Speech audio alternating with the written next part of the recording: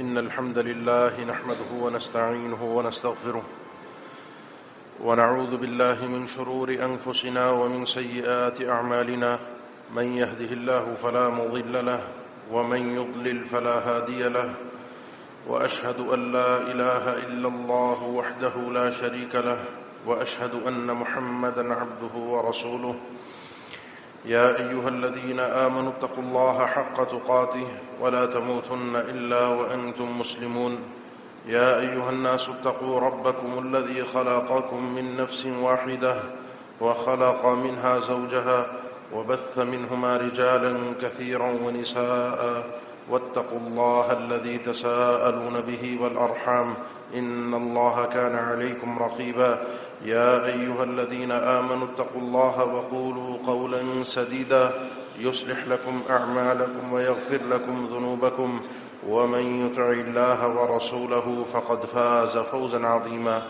أما بعد فإن أصدق الكلام كلام الله وخير الهدي هدي محمد صلى الله عليه وسلم وشر الأمور محدثاتها وكل محدثة بدعة وكل بدعة ضلالة وكل ضلالة في النار. أعوذ بالله من الشيطان الرجيم. بسم الله الرحمن الرحيم. فلولا نفر من كل فرقة منهم طائفة ليتفقهوا في الدين ولينذروا قومهم إذا رجعوا إليهم لعلهم يحذرون.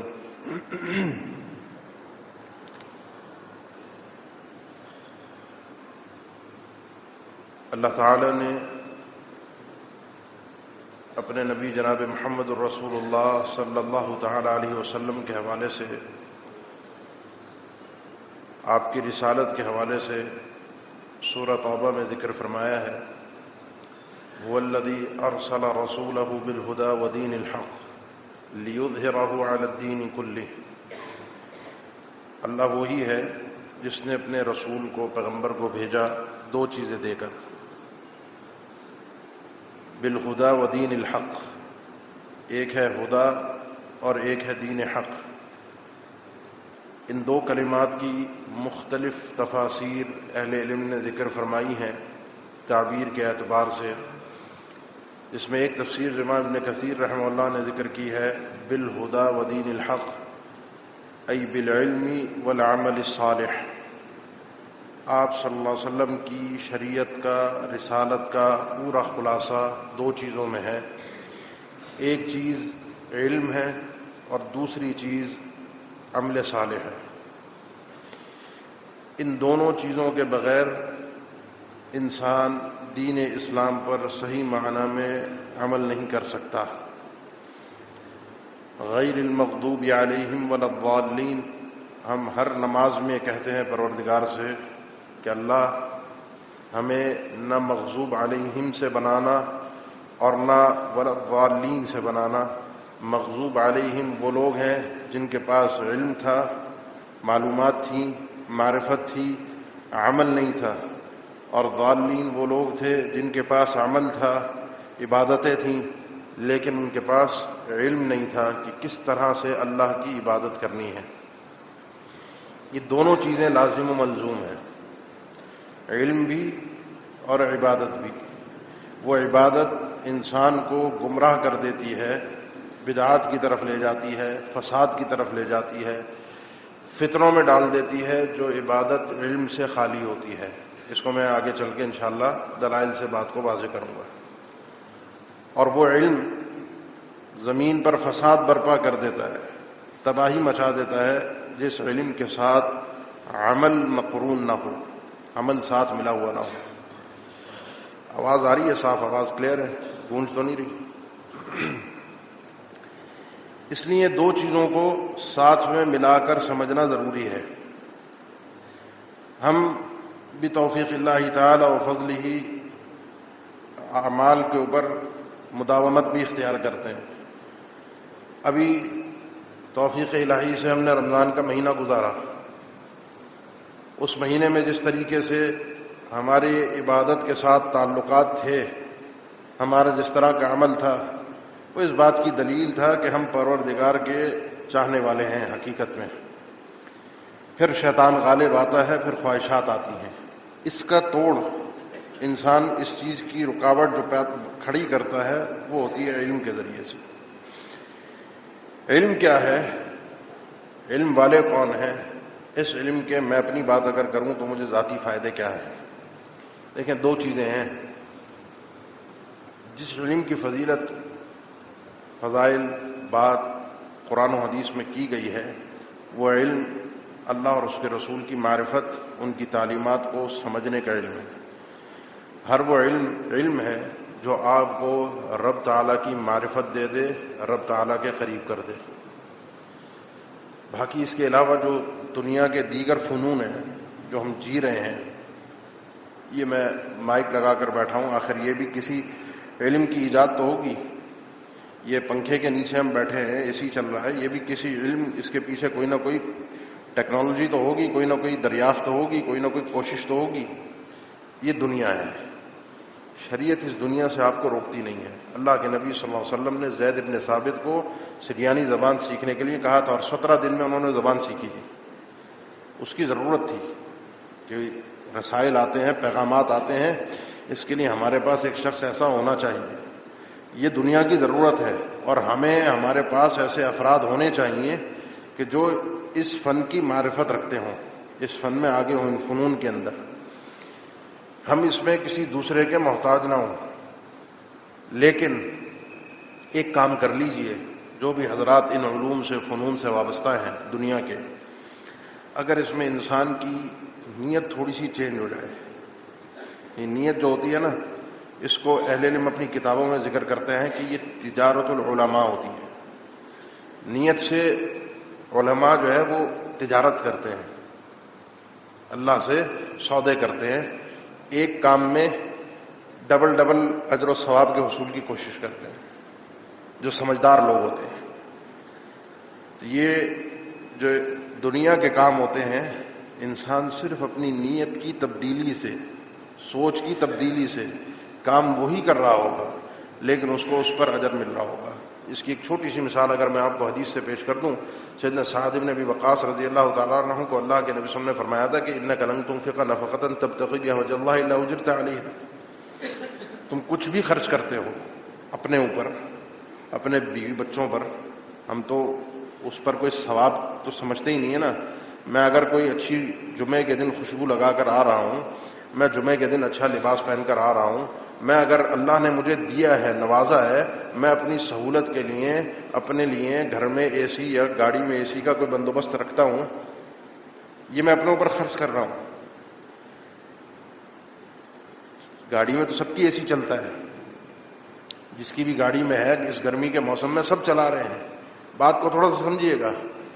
کما آپ سب رہے ہیں، جتنے ہم یہاں بیٹھے ہیں سبھی تقریباً ذمہ دار افراد ہیں، کمانے کے لیے نکلتے ہیں.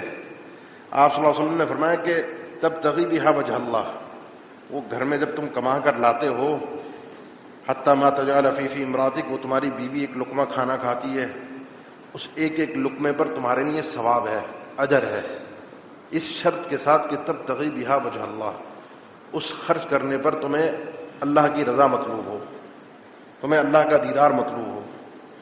اگر اس خرچ کرنے پر تمہاری نیت یہ ہے، یہ جو میں مسجد آ رہا ہوں، مسجد آتے ہوئے میں نے نیت یہ کی کہ میں گاڑی کے اندر اپنی سواری پر یا صاف ستھرا لباس پہن کے، نہا دھو کر، خوشبو لگا کر، یہ اللہ کے نبی کی سنت تو ہے، لیکن ایک اجتماع ہے، لوگوں کے سامنے آنا ہے، کسی کو میری ذات سے تکلیف نہ ہو، کسی کو میرے پاس سے پسینے کی بدبو نہ آئے، اور یہ حکم الہی ہے. جمعے کے دن نہانا حکم الہی ہے.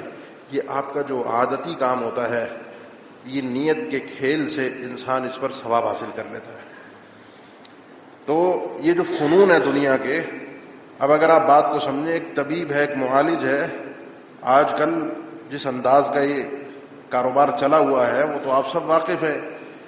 اس کاروبار سے اس وقت دنیا کے اندر جو 3-4 بڑے چیزوں کو ہولڈ کیا ہوا ہے، چیزوں کو، بڑے کاروبار ہیں جنہوں نے ایک فساد برپا کیا ہوا ہے، اس میں سے ایک یہی کاروبار ہے فارماسیوٹیکل کا.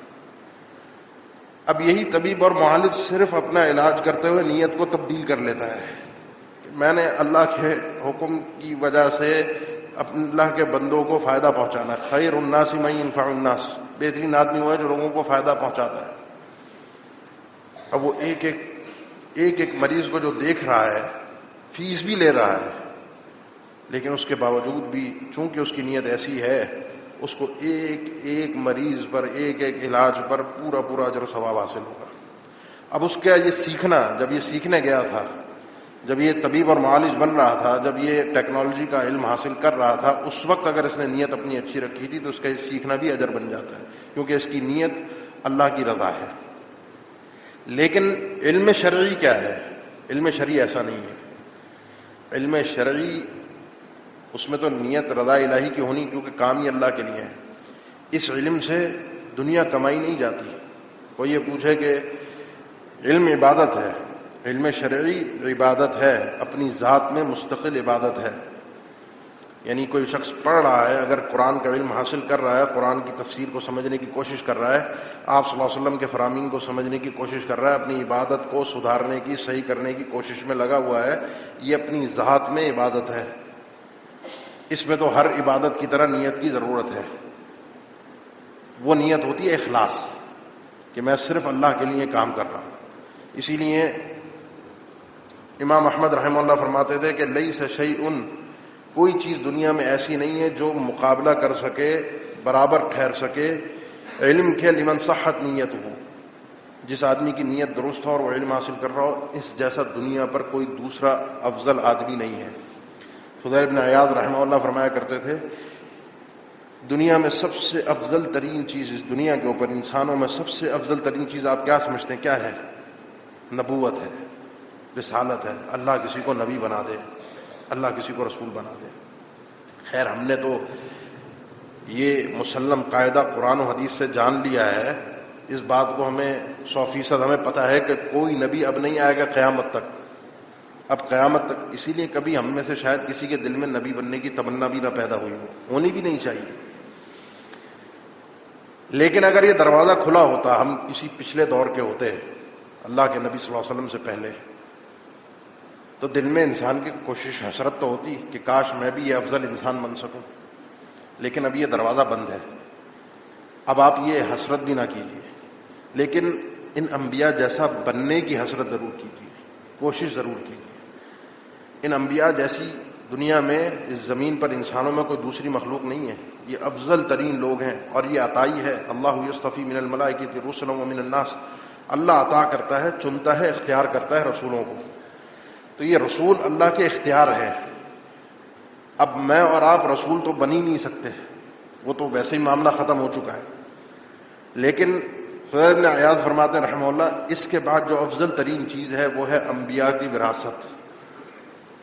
انبیاء کی وراثت، جو انبیاء چھوڑ کر گئے، وہ آپ صلی اللہ علیہ وسلم نے خود فرمایا تھا، نحن معاشر الانبیاء، ہم انبیاء جو ہے یہ درہم و دینار کے کسی کو وارث نہیں بناتے، ہماری پیچھے جائیدادیں نہیں ہوتی۔ ہم دنیا میں جو لیڈران ہوتے ہیں، جو قائدین ہوتے ہیں، کرپشن ہوتی ہے، ان کی داستانیں ہوتی ہیں، وہ پیچھے مال جمع کرتے ہیں اپنی نسلوں کے لیے۔ انبیاء کا مقصود ہی قل لا اسألکم علیہ اجرا، اے نبی کریم صلی اللہ علیہ وسلم بتا دیجئے پوری دنیا کو کہ ہم اس دعوت پر، اس تبلیغ پر، اس دین کے پہنچانے پر کوئی اجرت طلب نہیں کرتے کہ ہمارے پیسے فکس ہیں۔ اور یہ ہر نبی نے، جو سورہ شعراء کے اندر وما اسألکم علیہ من اجر، نوح علیہ السلام، صالح علیہ السلام، شعیب علیہ السلام، لوط علیہ السلام، ہر نبی کو اگر آپ غور کریں گے تو آپ کو یہ الفاظ ان کے ملیں گے، وما اسألکم علیہ من اجر ان اجری الا علی رب العالمین۔ ہم کوئی اجرت کا تقاضا نہیں کر رہے، ہم کوئی پیسے نہیں مانگ رہے، لیکن انبیاء نے اپنی وراثت میں کوئی چیز چھوڑی ہے۔ وہ انبیاء کی وراثت میں چھوڑی ہوئی چیز یہ علم شرعی ہے۔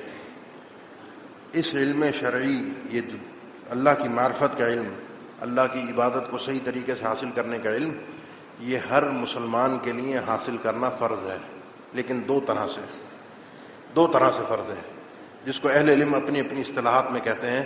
ایک ہے فرض عین اور ایک ہے فرض کفایہ۔ فرض عین کیا ہے؟ فرض عین یہ ہے کہ ابھی آپ یہاں پر جمعے کی نماز کے لیے بیٹھے ہوئے ہیں، اور ہر جمعے یہ اللہ آپ کو توفیق دیتا رہا ہے، آپ کو جمعے کے احکامات کا وہ علم، وہ کام جو جمعے میں کرنا فرض ہے، ان کا علم حاصل کرنا بھی فرض ہے۔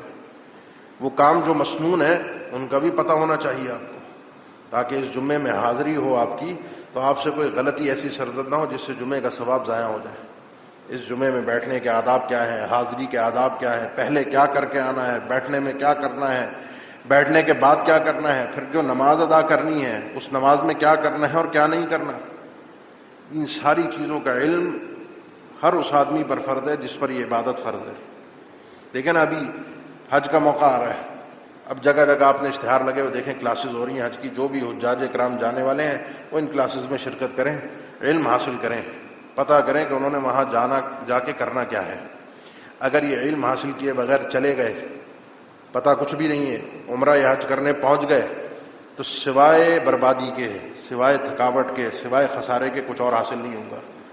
ہم اپنے ٹائم پہ جب وہاں ہوتے تھے، ایک آدمی کا تذکرہ سنا، وہ ظہر کے وقت بے ہوش ہو کے گرا ہوا تھا مطاف میں. اٹھا لیا اس کو، باہر لے گئے، ہوش آیا جب ہوا، پوچھا کیا ہوا، کہا پتہ نہیں کچھ نہیں، مجھے پاکستان سے ہی آیا ہوا تھا اور تھا بھی شہری علاقے کا نہیں تھا، کوئی علم و معرفت کچھ نہیں تھی، عمرے کی جستجو تھی، عمرے کی خواہش تھی، پہنچ گیا. اب کرنا کیا ہے؟ وہاں جا کے پوچھا جی کرنا کیا ہے. اس کو کسی نے کہا یہ لوگ چکر لگا رہے ہیں، ان کے ساتھ مل کے چکر لگا لو، گھوم رہے ہیں نا، کعبہ کا طواف ہو رہا ہے. اب میں اور آپ بھی اگر بالکل لا علم ہوں تو میرے اور آپ کے ذہن میں کیا آئے گا؟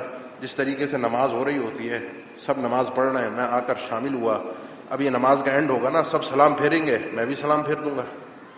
نماز تو ہم ایسے ہی چل لیتے ہیں نا، امام رکوع سجدے، وہ کیا پڑھ رہا ہے اس کا نہیں پتا، لیکن کام چل رہا ہے. جنازے میں ہم کھڑے ہیں، ہمیں نہیں پتا کہ کیا پڑھنا ہے، لیکن چونکہ امام کام چلا رہا ہے اس لیے ہم کام چلا رہے ہیں.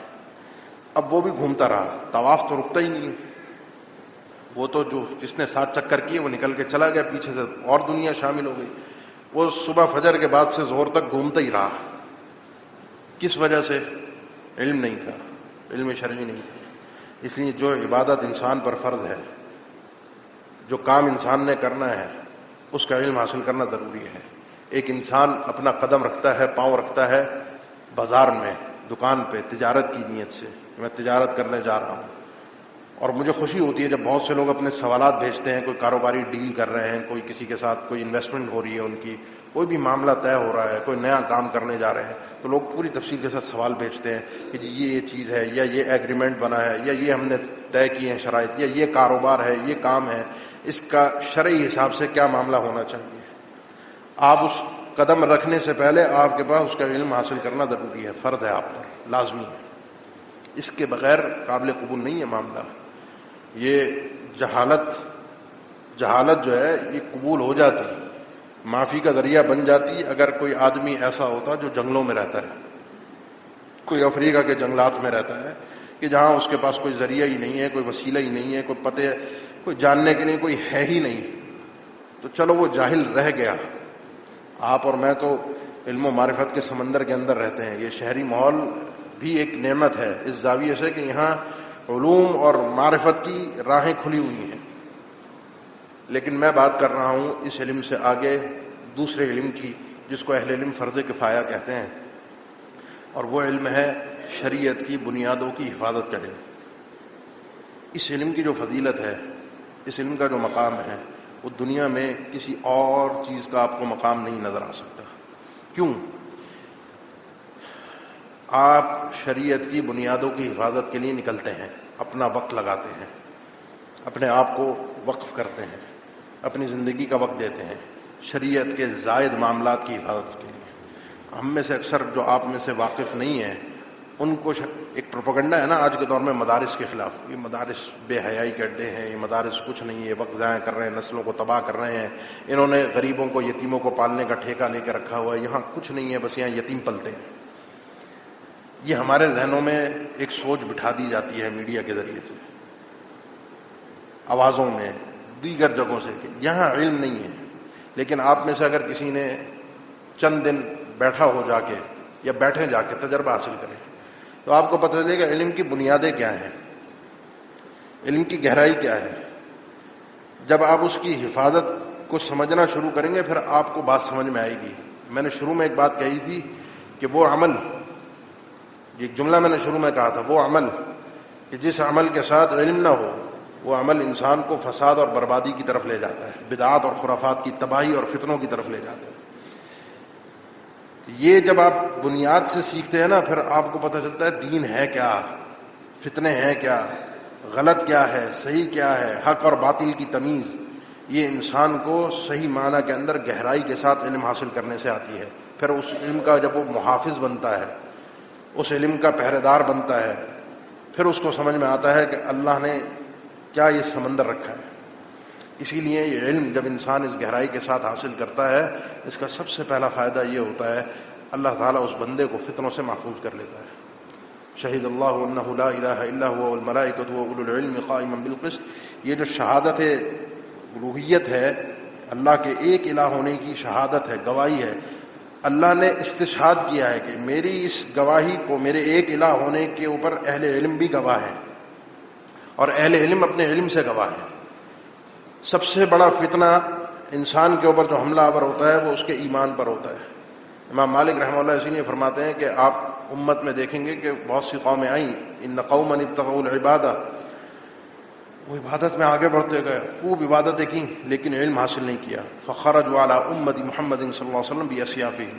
نتیجہ یہ نکلا کہ عبادت میں اتنا آگے بڑھ گئے کہ ان کے نزدیک ساری امت اسلامیہ کافر ٹھہر گئی، خوارج، اور انہوں نے تلواریں نکال کر قتل و غارت شروع کر دیا. وجہ کیا تھی؟ وجہ یہ تھی کہ ان کے پاس عمل تو تھا، علم نہیں تھا، معرفت نہیں تھی کہ ان آیات اور احادیث کا صحیح مفہوم کیا ہے. جو احادیث آیات وہ پیش کرتے تھے، ان الحکم الا للہ، آیات تو قرآن کی تھیں، مفہوم ان کی اپنی سوچ تھی، ان کے اپنی عبادت نے جو ان کو دی تھی، ان کے اپنے زمانے نے، ان کی اپنی تربیت نے جو ان کو سوچ دی تھی، اس نے لوگوں کو، مسلمانوں کو کافر ٹھہرا کے قتل کرنا شروع کر دیا. علم وہ علم ہے جو اللہ اور اس کے رسول کے فرامین کے ساتھ ساتھ آپ اپنی سمجھ کے بجائے، اپنی فہم کے بجائے 1400 سال گزر چکے ہیں، 1450 سال گزر چکے ہیں، امت نے عمل کیا ہے. سلف صالحین جن میں سر فہرست صحابہ اکرام ہیں، جس انداز میں انہوں نے اس قرآن و حدیث کو پیش کیا، کیونکہ انہوں نے وحی نازل ہوتے ہوئے دیکھی ہے، آیات کے صحیح مفاہیم اور مطالب سے وہ اچھی طرح سے واقف ہیں، ان کی گہرائیوں سے واقف ہیں. اس انداز میں انہوں نے علم کو آگے نشر کیا ہے، آیات کی کس طرح سے تفسیر کی ہے، فرمان نبی کو کس طرح سے واضح کیا ہے. یہ چیز جب انسان اس بنیاد کے ساتھ حاصل کرتا ہے، پھر وہ انسان فطروں سے محفوظ ہوتا ہے. ورنہ آج کے دور میں چونکہ سوشل میڈیا کا دور ہے، یوٹیوب بھی ہے، فیس بک بھی ہے، انسٹاگرام بھی ہے، بیان کرنے والے بھی ہیں، سننے والے بھی ہیں، مجمع بھی ہے، لاکھوں میں ہیں سننے والے، دیکھنے والے. آپ کو کس طریقے سے لوگ اچک کر لے جاتے ہیں کوئی آیت یا حدیث سنا کر، آپ کو اندازہ ہو نہیں پاتا. یہودی بھی آیات پیش کرتے ہیں، عیسائی بھی قرآن مجید سے آیات پیش کرتے ہیں. ایک غیر اللہ کو اپنی دعاؤں کے اندر شریک کرنے والا، وسیلہ بنانے والا بھی قرآن کی آیات ہمیں پیش کر دیتا ہے. لیکن جب آپ سارے قرآن کو اپنے سامنے رکھتے ہیں، جب آپ ساری احادیث کو اپنے سامنے رکھتے ہیں، آیت ایک حدیث، اس کا ایک جز اور اپنے ذہن کا مفہوم اور مطلب، وہ انسان کو گمراہ کر دیتا ہے. اس لیے اگر چاہتے ہیں فتنوں سے بچنا، اس علم کی راہ میں لگیے، وقت دیجئے، وقف کیجئے اپنے آپ کو. اگر آپ کی عمر نکل چکی ہے، آپ سمجھتے ہیں کہ میں اب آگے بڑھ گیا ہوں، تو بھی کوئی مسئلہ نہیں ہے. انسان کچھ نہ کچھ اپنے روزمرہ کے اوقات میں سے، اب الحمدللہ ہر مسجد میں ایک ماحول بنا ہوا ہے. مسجد کے امام صاحب ہوتے ہیں، مسجد کے خطیب صاحب ہوتے ہیں، کوئی ایک کلاس کا وقت مقرر ہوتا ہے، کوئی تفسیر کی کلاس ہو رہی ہے، کہیں کوئی حدیث کی کلاس ہو رہی ہے، وہ آپ کو قرآن و حدیث پڑھا رہے ہیں. اس کا صحیح مفہوم آدھا گھنٹہ دن میں 4-5 دن یہ کلاسز اس طرح کی مختلف جگہوں پر، مختلف علاقوں میں ہو رہی ہیں، مختلف مساجد میں ہو رہی ہیں. کم سے کم اس محفل میں آ کر بیٹھ جائیے. کچھ نہیں ہوگا نا، کچھ نہیں ہوگا. آپ کی عمر نکل چکی ہے، کچھ سمجھ نہیں آ رہا، کوئی آیت یاد نہیں ہو رہی، کچھ پتہ نہیں ہے، یا آپ سمجھتے ہیں کہ یہ تو جو پڑھانے والا ہے وہ تو کل کا بچہ ہے، اس کی عمر ہی کتنی ہے، 22-25 سال، 28 سال، 30 سال. میری عمر 65-70 سال، 80 سال. اب میں اس سے آ کے علم کیسے حاصل کروں؟ بعض یہ رکاوٹیں بنتی ہیں، شیطان ڈالتا ہے دماغ میں. آپ صرف ایک بات سمجھ لیجئے کہ اس محفل میں آ کے اگر آپ بیٹھ جاتے ہیں، صرف بیٹھ جاتے ہیں، تو آپ ان لوگوں کے اندر شامل ہو جاتے ہیں کہ جن کے ساتھ بیٹھنے والا کبھی شقاوت کا شکار نہیں ہوتا، گمراہ نہیں ہوتا. ہم القوم لا یشقی جلیسہم. یہ واقعہ شاید میں نے پہلے بھی عرض کیا تھا شیخ عثیمین رحمہ اللہ کا. وہ ایک استاد ہوتا ہے نا، پڑھاتے ہوئے درس ہو رہا ہے تو وہ ذرا سوال کر لیتے تھے کہ ہاں بھائی کیا مسئلہ بیان کیا، کیا بات ہوئی ہے، یہ ہم نے ابھی کیا بات کی. تو ایک سے ویسے ہی پوچھا ہاں بھائی کیا بات چل رہی ہے. اس نے کہا مجھے نہیں پتا. کہا یہاں بیٹھے ہوئے کیوں ہو؟ اس نے کہا میں بس تو آ گیا تھا، باقی یعنی کوئی ایسے میں نے کان لگا کر کچھ سنا نہیں، غور نہیں کیا. تو آئے کیوں؟ استاد کو تو غصہ آتا ہے نا کہ جب بیٹھے ہو تو وقت کیوں ضائع کر رہے ہو. تو اس نے بڑا خوبصورت جواب دیا کہ یہ جو محفل ہے، یہ جو لوگ ہیں، ہم القوم لا یشقی جلیسہم، ان کے ساتھ بیٹھنے والا جو فرمان نبوی ہے، اس محفل میں شریک ہونے والا، یہ کبھی نامراد نہیں ہوتا. شیخ عثیمین فرماتے ہیں کہ اردنا نعلمہ فتعلمنا منہ، میں تو سوچ رہا تھا کہ میں اس کو کچھ علم دے رہا ہوں، میں اس کا استاد ہوں، اسے کچھ سکھا رہا ہوں، یہ الٹا مجھے سبق دے گیا، یہ الٹا مجھے سکھا کر گیا ہے. کیونکہ یہ بات صرف اس محفل میں شرکت انسان کو اللہ کی قریب کر دیتی ہے. اس محفل کے اوپر فرشتے پر بچھاتے ہیں، اللہ کی طرف سے سکون اور اطمینان نازل ہوتا ہے، جو صحیح مسلم کی حدیث ہے. یہ طالب علم جس عمر کا بھی ہو، 70 سال کا 80 سال کا، جب چل کر آتا ہے مسجد کی طرف، مدرسے کی طرف، اپنی درسگاہ کی طرف، فرشتے اپنے پر اس کے پاؤں کے نیچے بچھاتے ہیں. فرشتوں کی قربت نصیب ہوتی ہے، فرشتوں کا ساتھ نصیب ہوتا ہے، فرشتے عزت اور احترام کرتے ہیں. اور کیوں نہ کریں، کیونکہ اللہ نے بنی آدم کو جو ایک برتری ایک زاویے سے دی ہے فرشتوں پر. وعلم آدم الاسماء كلها، آدم علیہ السلام کو اللہ نے سارے نام سکھائے تھے. اور پھر فرشتوں کو کہا کہ اپنا علم پیش کرو، وہ علم نہ پیش کر سکے، جو سورہ بقرہ کے آغاز میں ہے. پھر آدم علیہ السلام نے اپنا علم پیش کیا، اور یہاں سے آدم علیہ السلام کی اس موقع پر برتری اور فوقیت جو فرشتوں پر ثابت ہوئی، وہ علم کے ذریعے تھی، جو عطا الہی تھا، جو اللہ نے سکھایا تھا. یہ چیزیں حاصل ہوتی ہیں انسان کو. یہ حاصل کیجئے، اس کے لیے کوئی وقت اور عمر کی قید نہیں ہے. اللہ نے انبیاء کو بڑی بڑی عمر میں جا کے علم دیا ہے. نبوتیں عام طور پر اللہ کے نبی صلی اللہ علیہ وسلم کو 40 سال کی عمر میں ملی. وانزل اللہ علیک الکتاب والحکمہ وعلمک ما لم تکن تعلم. آپ کا معلم تو اللہ ہے، آپ کو سکھانے والا تو اللہ ہے. آپ کو اللہ نے وہ علم دیا جو آپ کے پاس پہلے نہیں تھا. اور 40 سال کے بعد آپ کو نبوت ملی ہے. ایک زندگی پوری، ایک کہتے ہیں نا جوانی پوری گزرنے کے بعد جا کے عمر، ایک زندگی گزار کے پھر انسان کو جا کے نبوت ملی اللہ کے نبی صلی اللہ علیہ وسلم کو. انبیاء کا اگر آپ تذکرہ دیکھیں، وَكُلًّا آتَيْنَا حُكْمًا وَعِلْمًا، داؤد علیہ السلام، سلیمان علیہ السلام، اللہ نے فرمایا ان دونوں کو ہم نے علم عطا کیا تھا. فَفَهَمْنَاهَا سلیمان، سلیمان علیہ السلام کو خصوصی سمجھ اور فہم ہم نے عطا کی تھی ایک مسئلے میں. یوسف علیہ السلام، موسیٰ علیہ السلام، وَلَمَّا بَلَغَ أَشُدَّهُ آتَيْنَاهُ حُكْمًا وَعِلْمًا وَلَمَّا بَلَغَ أَشُدَّهُ وَاسْتَوَىٰ آتَيْنَاهُ حُكْمًا وَعِلْمًا. جب یہ اپنی پختگی کی عمر کو پہنچ گئے، ایک مقام تک پہنچ گئے، زندگی گزار لی، پھر ہم نے ان کو علم و حکمت سے نوازا تھا. یہ عطا الہی ہے، اس کے لیے وقت کی عمر کی کوئی قید نہیں ہے. جو آ گیا، جو بیٹھ گیا، وہ جیت گیا، وہ حاصل کر گیا. کیونکہ اس کے فائدے ظاہری نہیں ہوتے، دیکھنے میں نہیں آتے، گنتی میں نہیں آتے. گنتی جب ہم کرتے ہیں نا نوٹوں کی، مزہ اس میں آتا ہے. اس کی گنتی ہوتی نہیں ہے.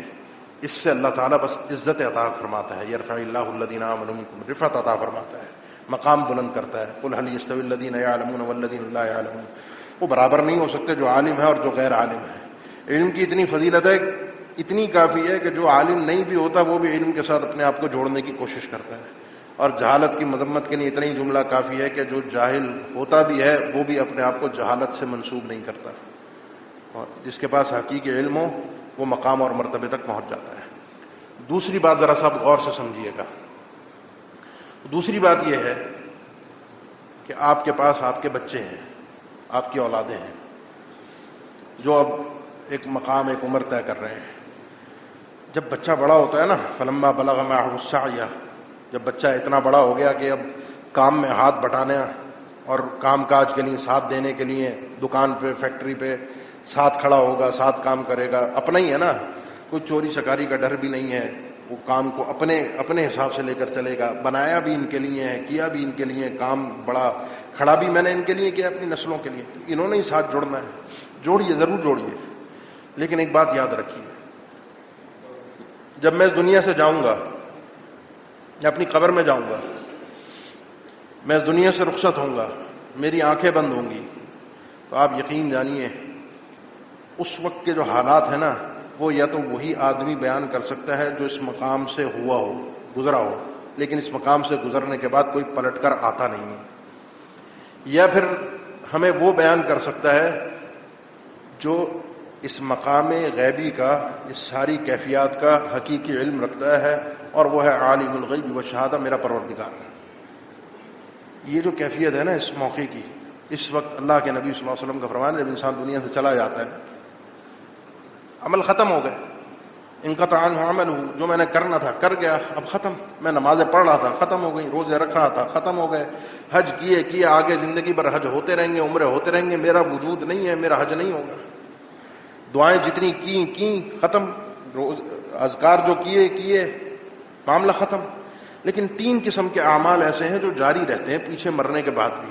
ایک صدقہ جاریہ کسی بھی نوعیت کا، جس کی دوسری حدیث میں تفصیل آتی ہے، کوئی نہر جاری کروا دی، کوئی پانی کا بندوبست کرا دیا، کوئی بھی ایسا صدقہ، مسجد بنا دی جو انسان کے جانے کے بعد بھی اس عمل کی شکل و صورت اور حیت باقی ہے اور لوگ اس سے فائدہ اٹھا رہے ہیں، یا پھر اس کا علم تھا جو وہ پیچھے چھوڑ کر گیا جس سے لوگ فائدہ اٹھا رہے ہیں۔ آپ اور میں خود اگر حاصل نہ کر سکے تو اپنی اولاد کو اس قابل ضرور بنائیں کہ وہ میرے مرنے کے بعد کم از کم میرا جنازہ اچھے طریقے سے پڑھا سکیں، میرے مرنے کے بعد ولد صالح یدعو لہ، میرے لیے کوئی دعائیں کر سکے، میرے لیے کوئی صدقہ جاریہ بنے۔ مال گنتی کے لیے ہاتھ میں دینا بڑا اچھا لگتا ہے، ضرورت بھی ہے، لیکن اتنا نہ دیں کہ انسان اپنے دین سے غافل ہو جائے، اتنا نہ دیں۔ اس نسل کو اللہ اور اس کے رسول کی معرفت پہ لگا دیں، 1 بچہ 2 بچے جو کامیاب ہیں ان کو وقف کریں، ان کی ذمہ داری بھی لیں، ان کے دنیا کے معاش کا بندوبست بھی کریں، ذرائع بھی پیدا کریں کہ یہ آگے چل کے پریشان نہ ہو۔ پھر دیکھیں اس دین کا خوبصورت انداز میں کام کس طریقے سے ہوتا ہے۔ جب یہ بچہ صحیح معنی میں دین سیکھے گا، صحیح معنی میں علم حاصل کرے گا، تو اس کی زبان سے جو باتیں نکلیں گی وہ الگ تاثیر رکھتی ہوں گی، اس کا مزاج ہی اور ہوگا، اس کے بات کرنے کا انداز ہی اور ہوگا، اس کی بات دل سے نکل رہی ہوگی، خالی زبان سے ادا نہیں ہو رہی ہوگی۔ اور اس کا فائدہ کیا ہوگا؟ اس کا فائدہ یہ ہوگا کہ اگر میں نے بچے کے ساتھ محنت کی ہے، آج آپ امام احمد کا نام سنتے ہیں، امام احمد نے کہا ہے، مسند احمد، یہ ہزاروں حدیثوں کی کتاب ہے، ایک مسند احمد آپ اکثر حوالے سنتے ہیں، مسند ہے، اور بھی امام احمد کی کتاب ہے۔ امام احمد دنیا کے اندر ایک چمکتا ہوا علم کا ستارہ ہے، اس کے پیچھے یہ اکیلے نہیں تھے، یتیم بھی تھے، باپ نہیں تھا ان کا، بچپن میں فوت، جب یہ بچے تھے جب ان کے والد فوت ہو گئے تھے، ان کے پیچھے ان کی والدہ کا بڑا ہاتھ ہے۔ خود بتاتے ہیں کہ جب میں چھوٹا تھا، بچہ تھا، تو میری والدہ صبح کے وقت، فجر کے وقت میرے لیے پانی گرم کرتی، مجھے اٹھاتی، جگاتی، گرم پانی سے مجھے وضو کرواتی، اور اندھیرے کے اندر مجھے اپنے ساتھ مسجد تک لے کر جاتی، اور کوشش ان کی ہوتی میرا بیٹا مسجد کے اندر نماز فجر کی ادا کرے۔ باپ تو تھا نہیں، بچہ نماز سے پیچھے نہ رہے۔ اس خاتون نے جس انداز میں اپنے اس بچے کی تربیت کی، یہ صرف مردوں کے لیے بات نہیں کر رہا میں، عورتوں کے لیے بھی ہے، جس انداز میں تربیت کی، بچے کی خدمت کی، بچے کو پالا، آج جو علم ان کا نشر ہوا، جو ان کے توسط سے احادیث پہنچی دنیا تک، وہ تو اللہ کے نبی کے فرامین میں نا، کوئی خیر کی بات کوئی نقل کرتا ہے تو پیچھے والے کو بھی اس کا ثواب ملتا رہتا ہے، جس نے نقل کی ہے، جس نے پھیلائی ہے، جو سبب بنا ہے، تو ان کے ذریعے سے جو حدیثیں پھیلی ہیں ان کے لیے بھی ثواب ہے، اور ان کی خدمت گزاروں کے لیے بھی ثواب ہے، جن میں سر فہرست ان کی والدہ ہے جو ان کو اس راہ پر لگانے والی تھی۔ آج وہ چلے گئے اس دنیا سے، امام احمد بھی نہیں ہے، ان کی والدہ بھی نہیں ہے، وہ بھی دنیا کماتے، کوئی محل تعمیر کرتے، کوئی بڑا حساب کتاب دنیا کے اندر امپائر کھڑا کر دیتے، تو آج وہ بھی موجود نہ ہوتا، اس کا نام و نشان بھی نہ ہوتا۔ آج جو چیز ان لوگوں کے لیے نفع مند ہے جو اس علم کو پھیلا کر گئے ہیں، ان کی قبروں میں وہ چیز ان کا وہ پھیلایا ہوا علم ہے، نشر کیا ہوا علم ہے، جس پر امت عمل کر رہی ہے۔ صحابہ اکرام اس کے لیے، آپ کے لیے مثال، اب وقت نہیں ہے کہ اس کی میں تفصیل میں جاؤں، تو اس لیے اپنی اولاد کو، یہ مدارس اس وقت آغاز ہے، داخلے ہیں، کوشش کیجیے اپنی بچوں میں سے کسی کو ایک کو ایسے بنا کر جائیے کہ باقی تو دنیا چلے کما رہے ہیں، لگ گئے ہیں دنیا کی، آگے میرے مرنے کے بعد میرے دنیا کے معاملات دیکھ لیں گے، میرے کاروبار کو سنبھال لیں گے، کوئی ایک ایسا بھی تو ہو کوئی آخرت میں میرے کام آ سکے، کوئی میرے لیے کوئی آخرت کی بھلائیاں کر سکے۔ اگر میری اپنی عمر نکل چکی ہے تو پھر آگے اپنی اولاد کے لیے تو میں سوچ سکتا ہوں۔ قربانی ہے، دل مانتا نہیں ہے آسانی سے، ہو بھی نہیں سکتا، لیکن جو کر جاتا ہے اس کا احساس اس کو اسی وقت ہوگا جب وہ اس مقام پر پہنچے گا جس کا تذکرہ میں نے کیا تھا کہ جہاں سے گزرنے کے بعد کوئی واپس نہیں آتا۔ اللہ ہم سب کو علم نافع اور عمل صالح عطا فرما دے، فتنوں سے محفوظ فرما دے۔ اقول قولی ھذا واستغفر اللہ لی ولکم، آخر دعوانا الحمد للہ رب العالمین۔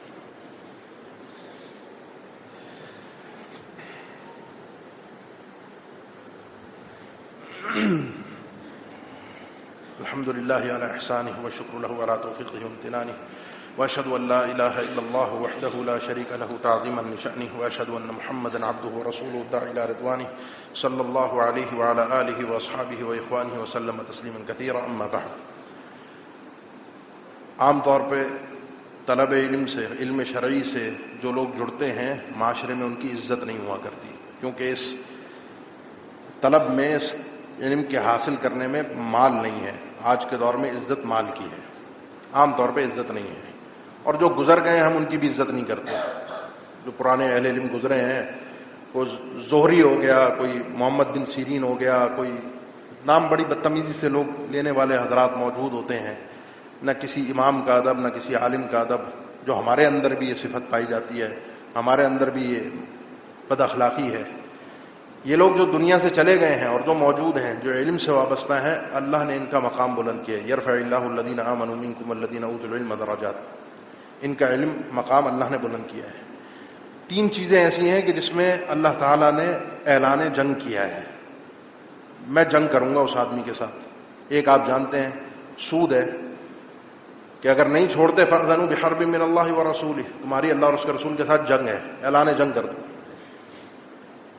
دوسری چیز جو ہے، جو حدیث قدسی ہے کہ من عاد لی ولیا فقد آذنتہ بالحرب، جو میرے کسی ولی کو، دوست کو، میرے محبوب کو تکلیف پہنچاتا ہے، اس سے دشمنی کرتا ہے، میرا اس سے اعلان جنگ ہے، میں اس کو چھوڑوں گا نہیں۔ یہ اللہ تعالیٰ نے حدیث قدسی ہے، اللہ کے قسم کا فرمان ہے۔